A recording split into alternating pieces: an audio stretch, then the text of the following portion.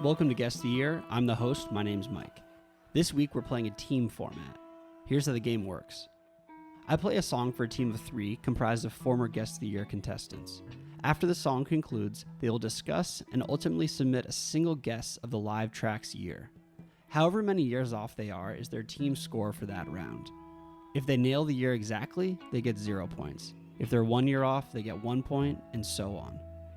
After 5 songs, however many years off they were in total is their team's score for the game. On the next episode, I'll play the same 5 live tracks for another team of 3. Whichever team has the lower score wins a prize pack of Guest of the Year shirts. Unlike the main tournament, where the winner stays on, these are one-off matches. We'll meet the Deadheads in a moment, but first, without further ado, the Grateful Dead.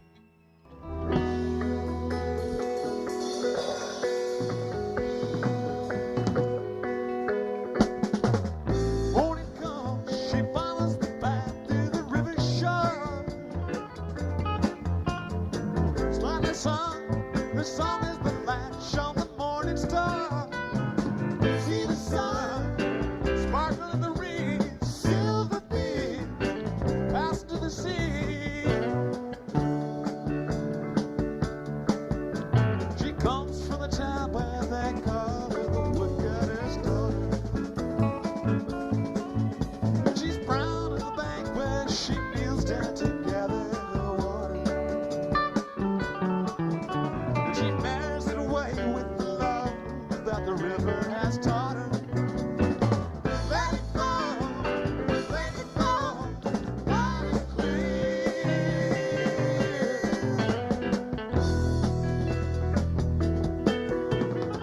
Round and round, the cut of the plow in the furrowed field.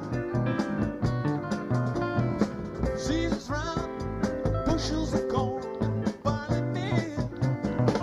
Grow the ground, open and beckoning to the spring, like dirt living in. The plowman's brow is the back of the land. He's sowing as he dances the circular track of the plow, never knowing that the work of his days measures more than the planting and growing. Let it grow, let it grow, let it. All right, Joseph is 37 from New York. He was runner-up on episode 5. Joseph, what year are you thinking? Yeah, the drums seemed a little muddy, but I think it was 1, and that narrows it down to 73, 74. And between those, for me, it's always a kind of a toss-up. I can't hear the wall of sound microphone difference as well as some other people can. Okay, Jared is 50 from Centennial. He was runner-up on episode 6. Jared, what are your thoughts? Right when I hear Weather Report, I go straight to 80 and then work my way either up or down because they played it every show in 80. And I worked down and down and down and down, and it sounded like a 73, so I went straight to the drummers. Yeah, it was hard to hear too. Just that one kind of sounded like it could have been 2. And lastly, Kyle is 47 from Chicago. Kyle won episodes 2 and 3. So Kyle, what are your thoughts? Well, that was originally on Wake of the Flood, right? And that would have been a 73 release. So my thought, though, is that it doesn't have the nasally wall of sound microphone sound. So it could be a 73 prior to the wall of sound coming along. But I wasn't as confident on the single drummer. I was really listening, and I was just like, at points I thought, Billy's style is very different when it's single drummer. He's really like jazzy, and he's really like clear in the mix. So this one, like, he's a little more like sticking in the pocket and just kind of keeping it on the beat, which is a little different than he's usually like swinging jazz style in the single drummer years. But I'll still stick with 73 because at most we'll get fucked and it'll be 76. I'm in it with you. Joseph, Yeah. Tiebreaker. Yep, I'm all good. Okay, it is locked in. Let It Grow at the Selin Arena in Fresno, California on July 17th, 1974. 1 year off. A very good place to start. You know, you're not like 13 years off or anything. So The night is young. all right, let's play the second song.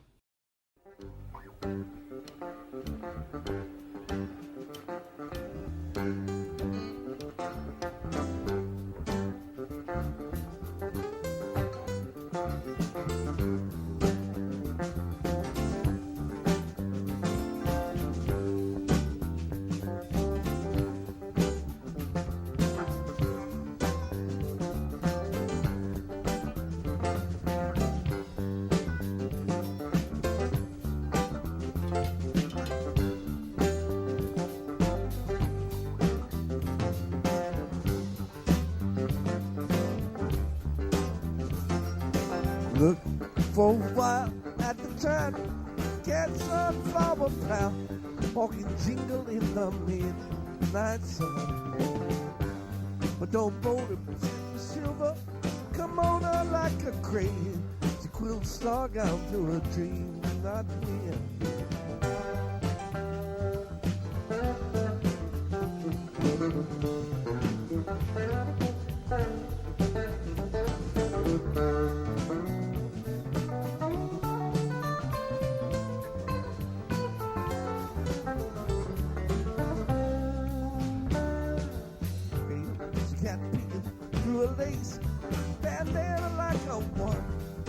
Cheshire like a diamond I jack. A leaf of all colors, blaze golden, string fit up to a double. Keep waterfall over my back.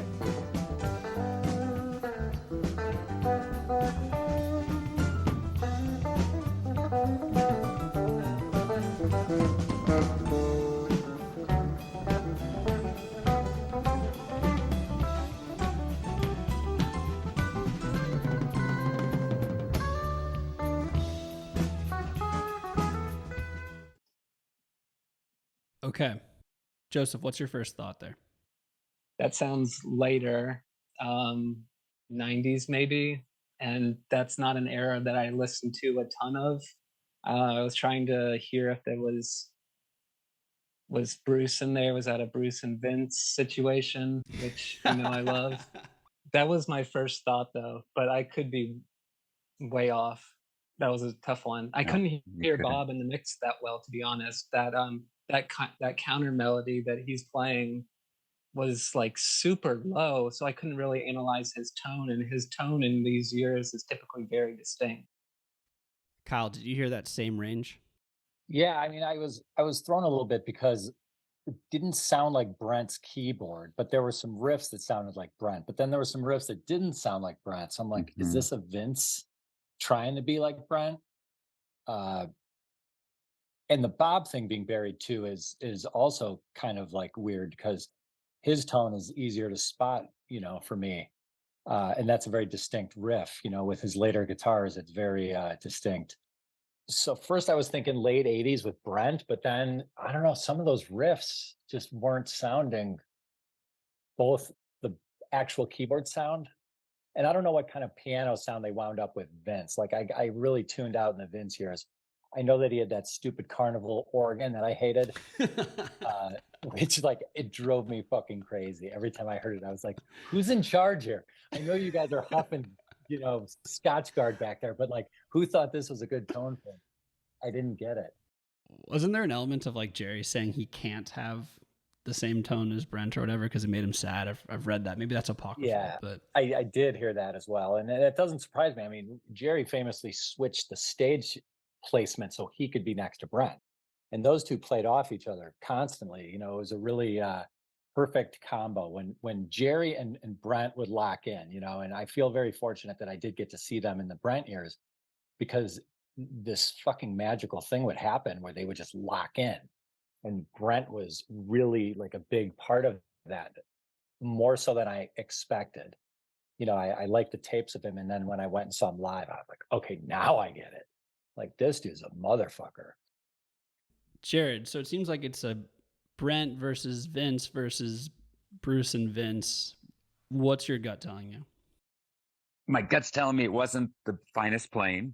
There was some good highlights. It definitely had to be Vince. Just because it was kind of discombobulated. Right when it first started, before Jerry sang, I was like, this must be early 80s with, new Brent, because it wasn't quite there. And then when you heard Jerry's voice, you're like, either he is the sickest he's ever been on stage, or that's like a 92, 93. Jerry's licks still had the speed to it, though, when that solo that towards the end was really nice. So he didn't have that speed clicking in the 94, 95. Couldn't pull it off. I agree with Jared. I think it's more Vince than Brent. But it's tough because there's no harmony.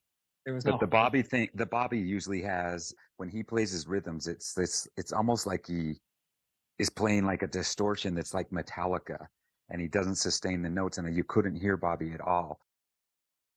Can we all agree it wasn't two pianos? It was either Brent or Vince. Yeah, there wasn't enough. There wasn't enough going on for it to be two. Man, that raises the stakes even more. I know, you really fucked us on this one. I'm leaning towards the Vince. I think Joseph swung me on it being Vince, and I guess I think that's just due to the sound of the keyboard being different, and some of it, like, it sounded like somebody, like, if you see a Dead cover band and then they know their Brent licks, they can sound like Brent for like a little bit, but then the longer the passage goes on, they might reveal that they're not Brent at some point. And I think that's what happened there. I think he had some of the Brent stuff down, but the longer he played, I was like, there's Vince. That's a good analogy. But early Vince, like 93, like right after Bruce left, but not, 94, 95, they were pretty fucked up and not really together. That seemed like a little more pep to their stuff. Yeah, Jerry's licks, like, it sounded like he was still motoring like he was. The first show that comes to mind where he was motoring was of the late 90s, was 93 Chapel Hill. He could still get his fingers moving and clicking. He wasn't cheating licks, a lot of pull-offs. I think if we're smart, we might lean more towards 92, because I agree with you. It's not going to be too late. And then if we fucked up the other direction, we're going to be like giving ourselves a little buffer on the road. I hear what you're saying, man. Yeah. We got to play the game. Okay, Joseph, so 92? 92. We're all turning the key. Jared or Kyle, speak now or forever hold your peace. I will concur. My peace. Okay. It was China Cat Sunflower at Shoreline Amphitheater in Mountain View, California on October 2nd, 1987. That hurts. Probably one of the first shows after his coma then. That's why he sounded so bad. His voice. I mean, I like 87 too. So it was a weird mix for the 80s. Jerry's voice sounded a little 80s, though. It wasn't as thrashed out as it would have been in the 90s, but the keyboard really on that particular cut, the keyboard is what really threw me. Okay. Team Joseph, Jared, and Kyle has 6 points going into the third round. Let's hear the third song.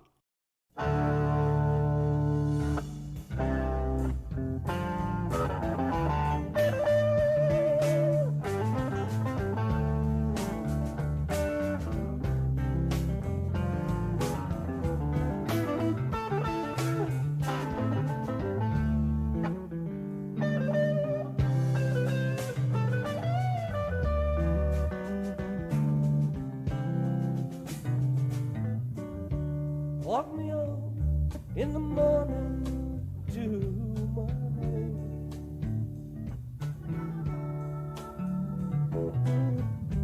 Walk me up in the morning to today. I can't walk you out in the morning to my honey.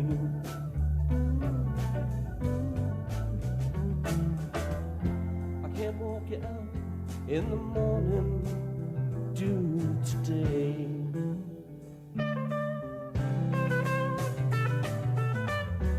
Thought I heard a baby cry this morning.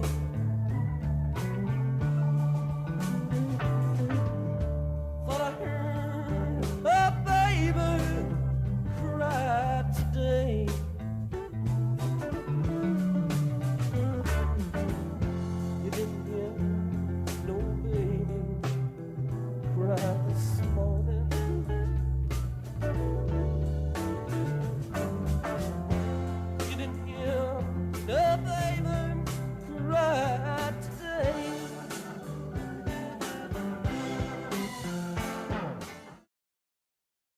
right, Kyle, you're messenger on this one. What are your first thoughts? I'm thinking early, like 67 early, for a couple of reasons. One, it's single drummer. I only hear Pigpen, so there's no Tom in there yet that I could pick out. I think he came in 68. Jerry sounds like he's playing his Les Paul with P90s in it, which probably means nothing to all of you except perhaps Joseph. Got me. What is a P90? A P90 is a type of pickup. Jerry experimented with a lot of different guitars in that era, and he had a Les Paul with P90s and he had a Les Paul with humbuckers. The Les Paul with humbuckers is like the Jimmy Page slash sort of thing. And the P90s are a little bit different. They're a little hotter. They're like single coil, but they sound more like humbuckers, but they got more like bite to them. And when he was doing the da-na-na-na-na-na, like there was a lot more like snap and kind of bite to it. I don't know. I mean, he bounced around guitars a lot in that era. I'm right with you with the year. I'm thinking like 76 through 79. I'm maybe thinking of 68 as just kind of playing the game and within those years. That was early. I'm thinking like pre 68, just because I think by then Mickey came onto the scene, I think in 68. Tom was probably on there by then. And Pigpen was pretty laid back. Like he might not have been as confident as Chops as he was, a couple of years later, on the organ. So, Jared, what do you think? Yeah, 67, 68 for sure. I haven't heard too much 68 recently, but I don't recall him waving his voice like that on anything in 68, 67, where he's like totally the Elvis. It was too funny, man. I was like, oh my God, I never heard him do the Elvis voice. I would definitely go with Kyle and go 67. It could even be as early as 66, but I think we'd be fucking ourselves going too low. Yeah, I agree. 67 at least will keep us plus or minus a couple. I just can't see it being much later than that. Are there any objections from the team? Mm-mm. I didn't mean to answer for you, Joseph. Just none from me. No, I think Kyle's breakdown of the 60s piano players is spot on. It didn't sound like, maybe I shouldn't say this, but it didn't sound like incredibly sophisticated, intricate organ playing. So that would make sense that it was just Pigpen and not TC yet.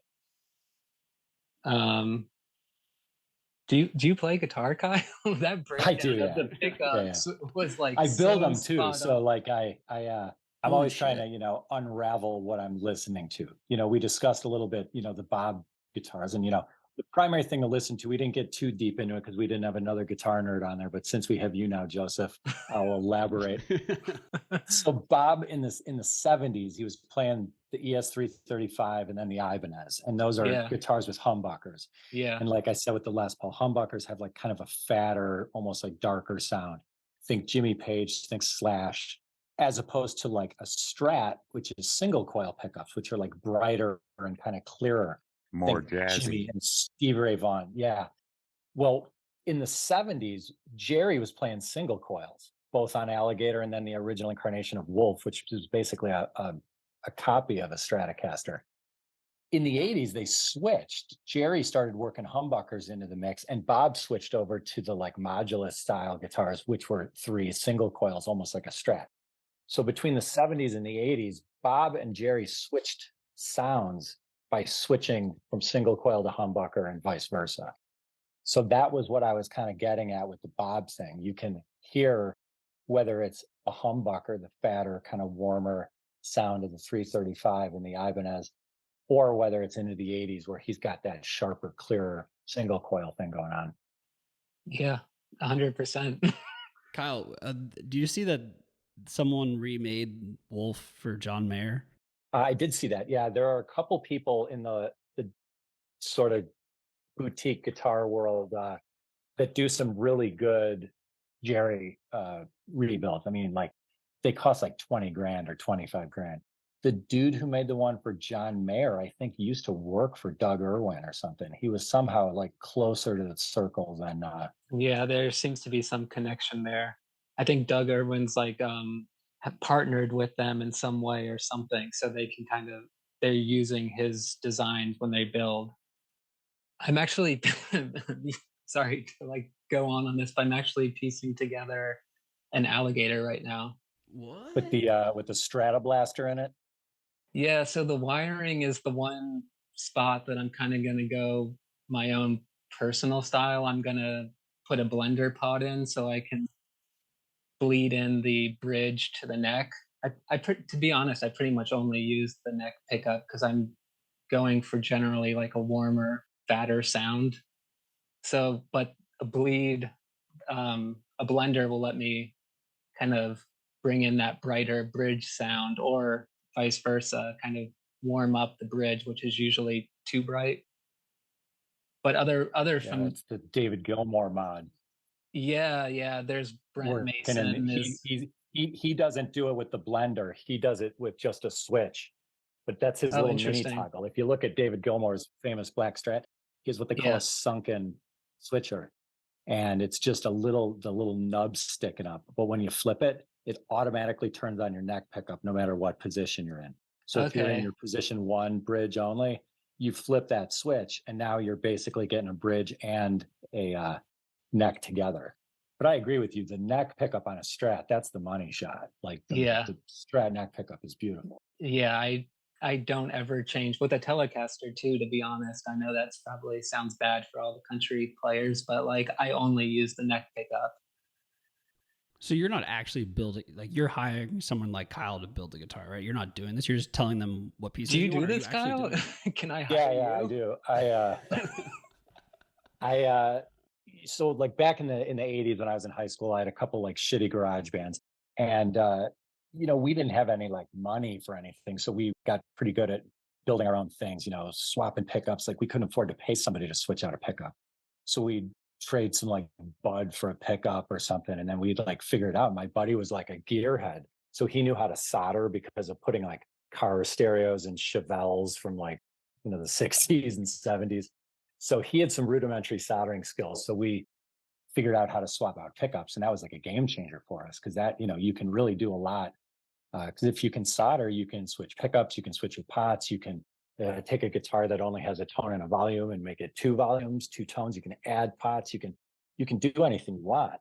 And that was where it started just getting cooler and more interesting until pretty soon you're just building the whole thing because you're stuck with somebody else's design. When you start modding that Strat, you're going to realize why he outsourced to Doug Irwin, because Alligator, he had done all the modifying he could do within that frame.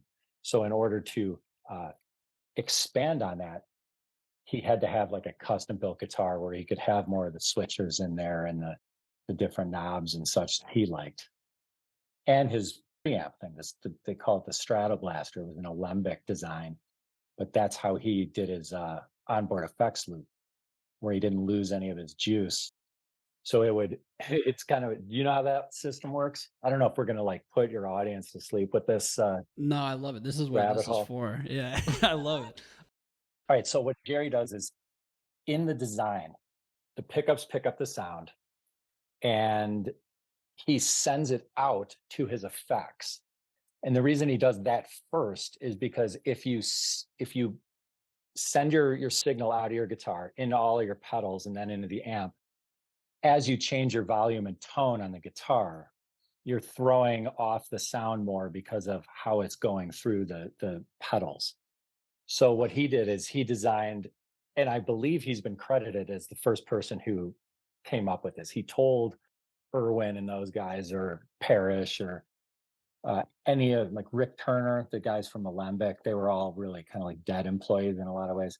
So I'm thinking it goes out of the guitar where he gets all of his tone changes and such. It goes through all of the effects, the envelope filter, his distortion pedal, anything like that. And then it comes back into his guitar. And that's why he's got the 2 outputs on it. If you look at like Tiger, he's got dueling chords in the back. So one of them is going to the pedals, and then the second one is coming back from the pedals and going into his volume control. And as you know, playing guitar, as you change your volume, that changes your tone a lot. The really good players, the old school guys, Jimmy Page, Jeff Beck, Clapton, they didn't have a ton of pedals. They used their tone knob and their volume knob as pedals. Crank the volume to 10, you get a more distorted sound. You dial it back, it cleans it up. It sounds very different. Jerry designed this thing so he wouldn't lose the tone of the signal as he added the pedals to the mix. And that was a total like game changer. And he did it with this little preamp booster and an onboard effects loop. When you say you build guitars, does that mean you have like a saw and a sander and you're actually building a guitar, or do you buy it in pieces and assemble the pieces you want? I mean, my whole thing is like, unless you build the neck, it's pretty much what you'd call like a parts caster, where you're getting various parts together. But you can do a lot of, unique custom stuff within that. So like I've got a Strat I built behind me. One of the cool things Irwin did is when he gave Jerry the Wolf, he had that brass bracket holding the pickups. And the original version of Wolf that he got in 73 had 3 single coil pickups like a Strat. But he gave him a second plate that had humbuckers in it.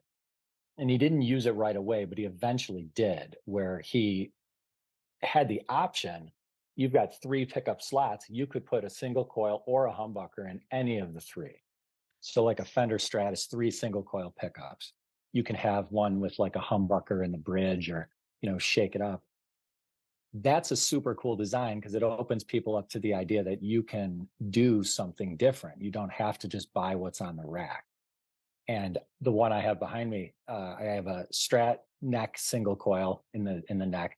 I have a PAF unwaxed PAF in the middle, and then I have a P90 in the bridge, which is an unusual combination because it's like one of each. It's kind of like a Swiss Army knife. And I'd never seen that combo. And then you go on Reddit and you say, I'm thinking about doing this. And everybody tells you what an asshole you are for even thinking you could do that. So I was like, well, I like a challenge. Of course I'm going to do that. That's awesome. So 1967, huh? Yeah, where are we? What's going on? I was thinking about that like 10 minutes ago. I'm like, did we get that one right? Yeah, I can't remember. it's funny because it's going to be like Jerry and Bob on all single coil pickups by our going by our luck. Well, I don't know, but I can tell you that it was morning dew at Shrine Auditorium in Los Angeles on November 10th, 1967. Boom. That was really impressive. Your score remains 6, and I'm going to play the next song, the 4th out of 5 songs. Lay down, my dear brother, lay down and take your rest. Won't you lay your head upon your Savior's breast? I love you, oh, but Jesus loves you the best. And I bid you good night, good night, good night. And I bid you good night, good night, good night. And I bid you good night, good night, good night. Lay down, my dear brothers, lay down and take your rest. I want you to lay your head upon your Savior's breast. I love you, oh, but Jesus loves you the best. And I bid you good night, good night, good night. And I bid you good night, good night. Walking in Jerusalem just like John. Good night, I bid you good night. I remember right well, I remember right well. Good night, I bid you good night, I bid you good night. Rotten stuff should comfort me. Good night, I bid you good night. That's how you get back at Guitar Nerds, play a song without guitar. Yeah, man. That's So there was a brutal. guitar. He was tuning it through the song, but there was a guitar. I think it's Jared. You're the one to give your first thoughts. Holy cow. Jerry sounded young. Bobby sounded young. Phil sounded old. I would actually go with the 76 for that sound. Just have nothing to go off of. Kyle and Joseph. On that particular one, I'm thinking like 68, 69-ish. It doesn't sound like it's too far into the 70s. We don't have any like Donna or anything yet. Yeah, you got a point on that. One thing that was throwing me is the ambient sound of the clapping echo implied it was a pretty big place. Like they're not playing, a 200-seater. Like that sounded like the Winterland size clapping in the background. Did it? You mean there's that many people clapping, or could it Yeah, have been and like in just Alaska where it was a basketball stadium and it was just echoey? Because it didn't seem like they were on time on the beat, if you knew what I mean. Yeah. Like it could have been echoey. I was like, well, that wouldn't be. It reminded me of the part in the Grateful Dead movie from the Winterland 74 shows where they're doing like the Sunshine Daydream part. And they're like, boom, Sunshine Daydream. And then you hear the crowd coming in and clapping the beat to it. And it has that ambient echo of a larger room. And I was picking up that. So I would venture to Gotcha. guess Like this a 71 was or recorded at 72? Winterland. Oh, So okay. I'm thinking this was like a Winterland caliber place, 5,000 seats. And I just don't know when they started playing Winterland. I mean, it was local San Francisco and they were, popular. So they could have been playing there as early as 68, probably. I mean, I know they still had the Fillmore West at that time, but that was a smaller place. The Fillmores wouldn't have had an echo like that. Joseph, do you have a feel? Well, I did notice the audience sound. To me, I attributed to that being like one of the earlier years. I didn't hear Donna, but to be honest, now that I'm thinking about it, I'm not sure I've listened to like one of these with Donna. So I'm not even, would she be in it or not? I'm assuming Yeah, I she don't would even be. know. God, of course. Yeah. I thought your point was funny and true that they sound young, but Phil, I don't know. When I first heard this, I thought it was much later because I was trying to pick out the individual singers, and Phil just sounded older. I don't know. So that was funny. If I had to guess, going on the no Donna thing, I would probably guess 69 through 71, maybe even on the later side of that. But that's also weird, like what years they actually played this song versus years they didn't. Like, I don't know if they played it every year pre-hiatus. They might have skipped years within those years.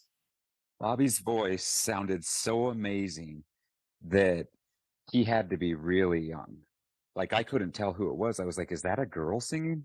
Because his falsetto was so good. When did they work with, wasn't it David Crosby? Was that in 71? Working on like singing lessons? Yeah, he came in and kind of coached him on how to do the harmonies, and they were all trying to hit different notes. That was definitely after David Crosby, which I think was 71. Even earlier, I think like Teach Your Children, because I think like they might have cut the Teach Your Children track in 69. Gotcha.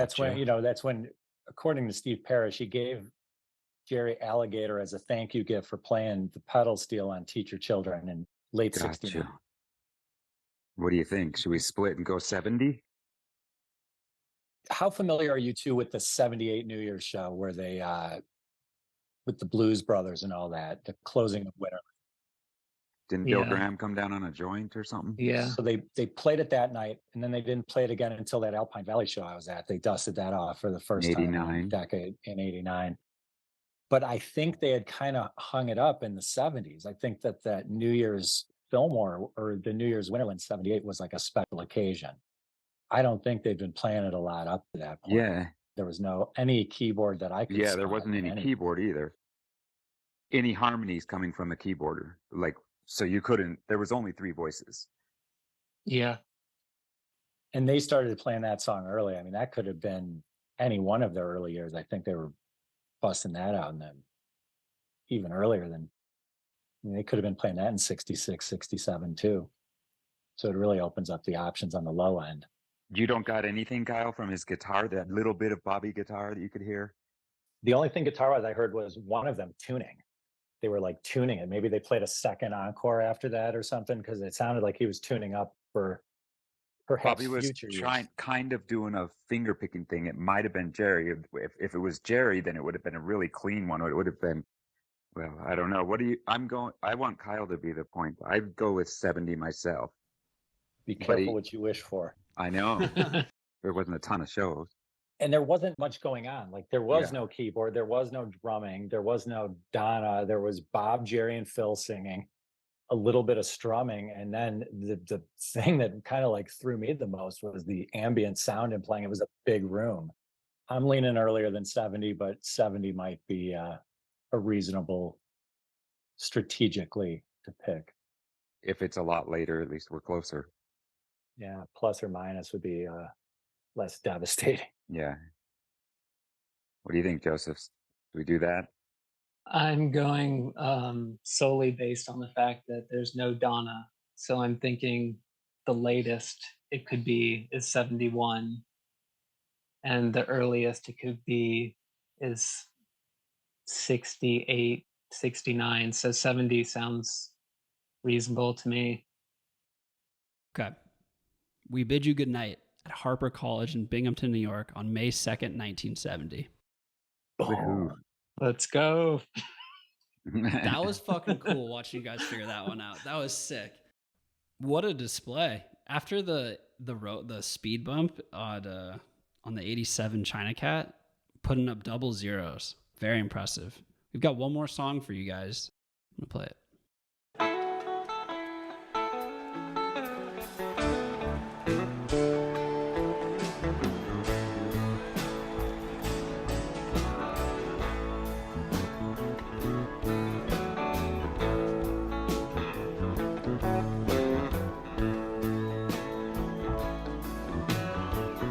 Pulled into Nazareth, I was feeling about half past dead.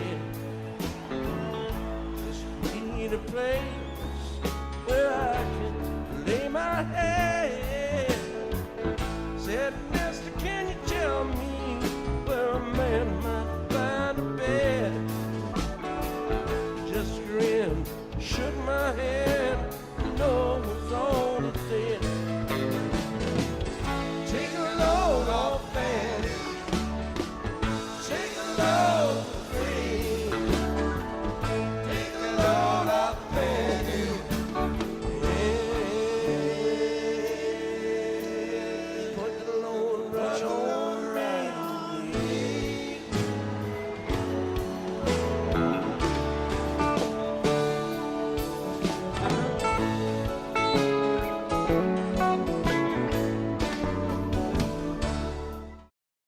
91.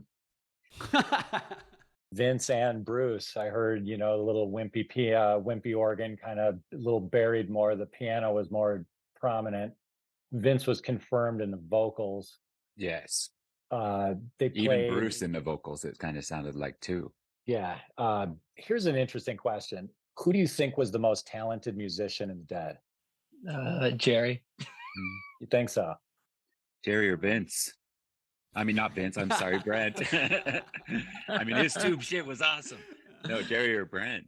But I mean, like music, I mean, the fact that he plays 5 instruments and could play live and extremely entertain an audience with all of them is amazing. To me, picking the best musician, like music, command of music, theory, they're innovative, what they bring to the table, what bag of like tricks they have to pull from. Jerry has a very deep reservoir to pull from, but so does Phil. You know, Phil is like a He's classically trained Right. jazz background. I mean, he was like what, like an avant-garde jazz trumpet player. So he would have been more like Miles Davis than he would have been a rock musician when they met him, playing like jazz trumpet. Yeah, he didn't even play bass. Yeah, it was like, oh, we need a they're bass like, you're player. going to play for us and you're going to play well. He plays bass like a lead guitar. Basically, he plays a nonstop guitar solo through the entire show, which to me is awesome. I mean, it's like perfect. Yeah, it's funny. When I first started listening to the Dead, Bob was the instrument that really stood out to me. I thought his playing was, I'd never heard like a rhythm guitar player sound anything close to what he sounded like. You know, you hear lead guitars played lead guitar solos, but Bob's was just so unique that I was like completely blown away by it. And that was for early on. That's when I spent the most focus is just listening to his guitar, especially like the pre-hiatus 72 through 74, where he's got that 335, excuse me, and he's got that warm tone, and it just sounds great. And then as I started playing more, I started sorry, to back up a step. Bob's sound is very unique as a rhythm guitar player. And then I got into Jerry more and realized how unique as a lead guitar player in kind of popular rock and roll music that he is, kind of the choices that he makes, playing through changes with scales, all that type of stuff. And then more recently, when I've discovered Phil, I've had the same realization that all three of them are like so completely unique when it comes to this style of music, that you can't understate any of their contributions. It's the three of them have like such a unique sound, which I think is, I don't know. Trey Anastasio has an interesting quote about Jerry. He said, as good as you think Jerry is, he's even better than you think. And I think there's a lot of truth to that. Like, even if you recognize him as a great player, somebody who really knows music, like Joseph caliber, like trained, like I'm just a dickhead who fucks around in his room. I'm not like a trained musician. So when you hear somebody like Trey or somebody who, went to Berkeley and, these high end, conservatories, like they're just in a different caliber. If you ever listen to like Rick Beato, his music YouTube channel, he's got like perfect pitch. They'll start playing something and he'll tell you like the chord they're playing, the notes they're playing. I mean, I would love to play Rick Beato, some of the Bob Weir stuff, because I can't figure out what he's doing. I mean, I agree with you, Joseph. That shit is out there. He's so unique. He's so interesting. And I need somebody to like cut it into baby bites for me because I just don't get it. To call him a rhythm guitar player, I think is sort of unfair because he's so much more than that. When Joseph said there's nobody you can compare him to, that's really true. The only person in some ways similar is the Edge because of the way they can like let chords ring out. And there's a really good YouTube video. It's a Greek theater, the August Greek theater shows in '89. Bob, he was having a problem with his equipment and he told the guy to record an isolated track. And there's a YouTube, if you just YouTube Bob Weir isolated, it's the Greek theater in '89 and the band is like super, super low in the mix. Like you can tell what they're playing, but Bob is full volume. And you pick up two things. One, he's so minimalist, he barely plays. And second, what he does choose to play is so just unique and interesting and not what I would have thought to do in a million years. I agree. It's hard to call him a rhythm guitar player. He plays like counterpoint, like counter melody, basically. Right. But he's so unique because the position he's in. Like there's a piano player there also. So like he doesn't have to be the only one providing harmony to the song. He has room to play other stuff. That's a big part of why all those members are unique, is because they're in the position to be unique, which some other bands, you're playing a more rigid style or something. I think part of it too is, he says in the movie that the documentary, the Bob Weir documentary on Netflix, that he modeled his guitar playing on McCoy Tyner's work with Coltrane. So he was basically providing the counterpoint, like you mentioned, on the guitar to Jerry, the way McCoy was with his piano part to Coltrane. And I've heard some people even dissect it further and say that Jerry is McCoy Tyner's right hand and Bob Weir is his left hand. And that's like in praise of McCoy Tyner as being like, he's so badass. He's both of those guys in one. But I think it's true. He came from a different instrument, like Phil coming from, a trumpet background brought something different sensibility wise to the bass. And I think Bob, looking at it from a piano perspective, was a different take on it. They're all influenced by jazz too. I mean, just coming from that time period, they're not there playing bebop or like what I guess we'd call straight ahead jazz, but they're approaching every song the same way that a jazz musician would. I mean, Jerry definitely, every song that he takes a solo through where he's soloing over the changes of the song, like the same part of the song he would sing over. He learns the melody and on his instrument. And maybe he doesn't play the melody every solo. Some solos he doesn't play it at all. But just being able to reference it and understand like the rhythm of the melody and where those notes go at what time is very important. That's a big banjo thing. Every banjo solo is only the melody. That's all they teach you for how to do a banjo solo. And that's part of his background. Yeah, he's so heavily banjo influenced in his guitar playing. That's part of the unique quality of his guitar playing. Is like that's such a different style of playing, and he brings that to the guitar. I love it. That isolated Bob track that you were just referring to, Kyle, I've listened to a couple times, and one of the songs on there is like "It's All Over Now," which is like I'm guessing, so I could be wrong. People, listeners out there, but I think it's based around a blues, maybe like a 3-chord blues tune, and he's playing on rhythm guitar like a harmonized version of the melody underneath Jerry's solo. It's just it makes it more interesting than kind of just being a flat. I don't know if they're playing an E, just kind of strumming an E chord. Yeah, and it's definitely different than what Keith Richards and Brian Jones were playing on the Stones version. Mm-hmm. For sure. You know, on that the aforementioned isolated track, the magic is the transition between China and I Know You Yeah. Later. Yeah. Bob tears it up on that. After being so sparse and minimalist through most of the show, he really like takes over at that point, and it's really something to hear. I like that. Yeah, I think they open with like "Let the Good Times Roll," and he's like playing like maybe like the bass note of a chord here and there, or something like that. And then yeah, come China Rider, he's all in there. Another good example of his playing is in the, you know, to see it visually. It's one thing to listen to it, but when you're watching the original Grateful Dead movie, Eyes of the World in particular, Bob Weir's doing some really cool stuff on that. And that, like you said, the jazz influence is super obvious in Eyes of the World. I mean, that's a straight up jazz tune, basically. Yeah, I think I don't know what key it's in, but they're using a major 7. I'm pretty sure. So E major 7. Yeah, E major 7. You play as well? I only play acoustic, so all the other stuff is beyond me. I play the banjo, guitar.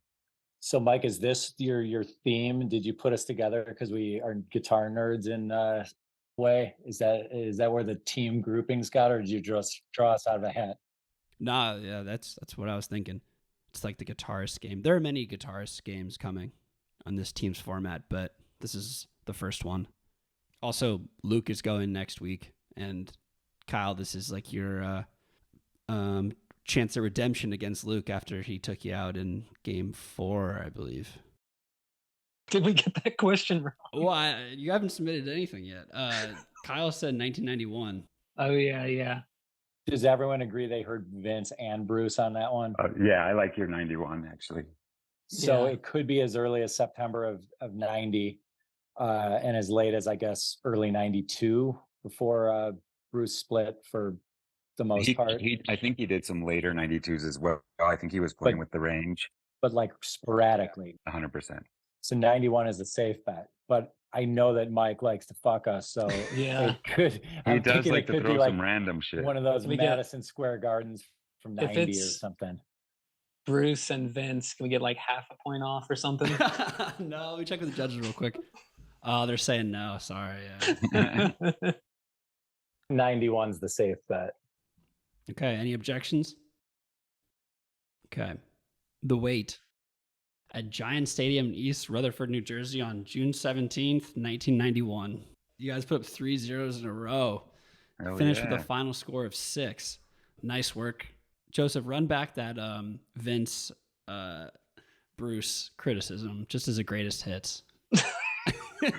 What about the 2 piano players do you not like? Yeah, so I'm trying to remember what I said last time.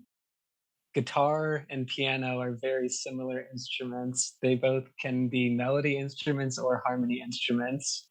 So when you have a band with 2 guitar players and 2 piano players, we're having 2 pianos provide harmony at the same time, along with a third guitar providing harmony. There's a lot going on and not a huge amount of open space. Jared, what do you think?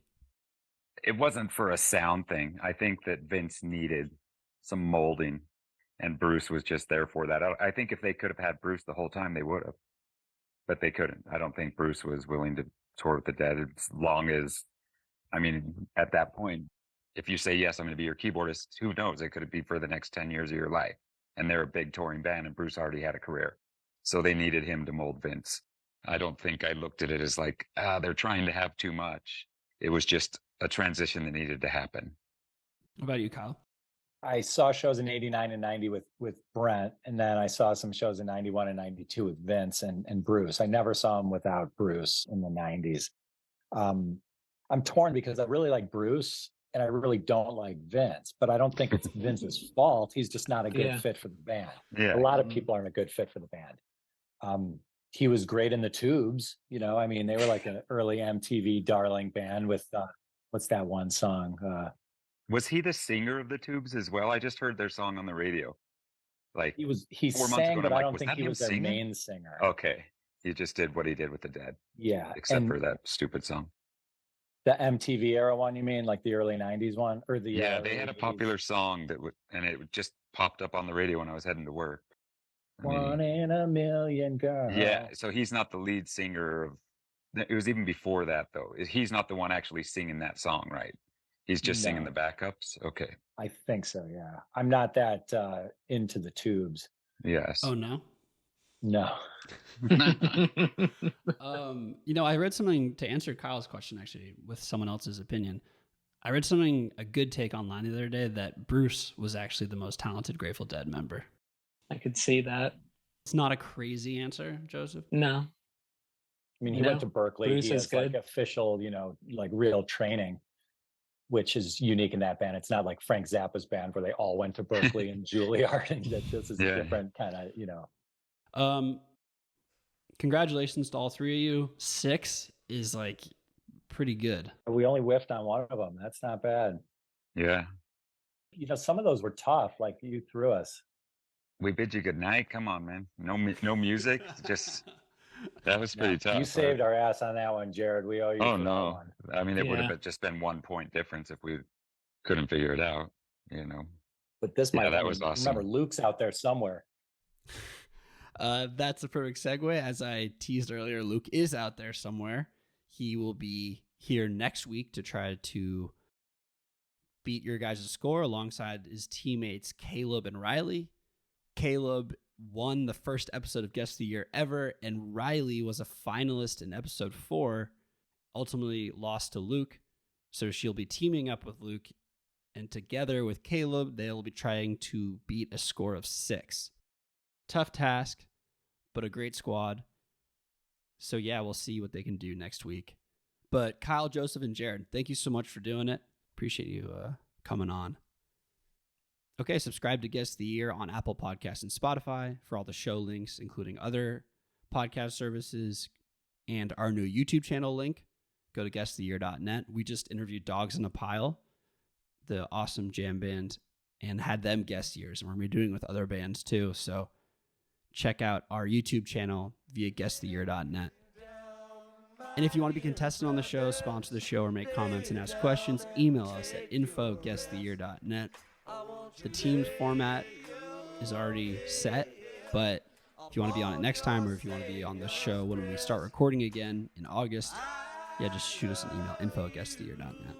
Thanks to Dylan, as always, for drawing the poster. Thank you so much for listening. Thanks to our amazing tapers whose recordings made this show possible. To our contestants this week, thanks for playing, and remember, it's all one song anyway. And I bid you good night, good night, good night. And I bid you good night, good night, good night.